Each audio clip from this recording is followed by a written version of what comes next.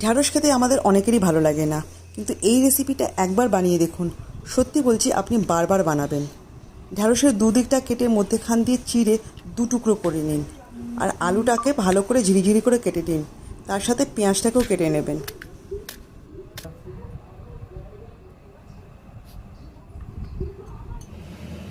এরপর একটা কড়াইতে তেল দিয়ে আলুটাকে লাল লাল করে ভেজে তুলে নিন। একই তেলে ঢ্যাঁড়সটাও ভেজে তুলে নিন। হ্যাঁ, স্বাদ অনুযায়ী নুন দিতে ভুলবেন না কিন্তু। তেল যদি বেঁচে যায় তাহলে আর তেল দেওয়ার কোনো দরকার নেই। এই একই তেলে গোটা জিরে, গোটা ধনে আর শুকনো লঙ্কা ফোড়ন দিয়ে ঝিরিঝিরি করে কেটে রাখা পেঁয়াজটা দিয়ে দিন। আমি হিংটা আগে থেকে দিতে ভুলে গিয়েছিলাম, আপনি কিন্তু তেলেই দিয়ে দেবেন। স্বাদ অনুযায়ী নুনটাও দিয়ে দেবেন। পেঁয়াজটা লাল লাল হয়ে আসলে ঢ্যাঁড়স আর আলুটা দিয়ে 2 মিনিটের মতো নাড়াচাড়া করুন। সামান্য হলুদ দিয়ে আরও 1 মিনিটের মতো নাড়াচাড়া করুন। এরপর একটা বাটিতে 4-5 চামচ বেসন আর 2 চামচের মতো লঙ্কা গুঁড়ো মিশিয়ে উপর থেকে ছড়িয়ে দিন। ভালো করে মিশিয়ে নেওয়ার পরে একটু চিনি আর আমচুর দিয়ে রুটি বা ভাতের সাথে আপনি পরিবেশন করতে পারেন। ট্রাই করে জানাবেন যে কেমন লাগলো।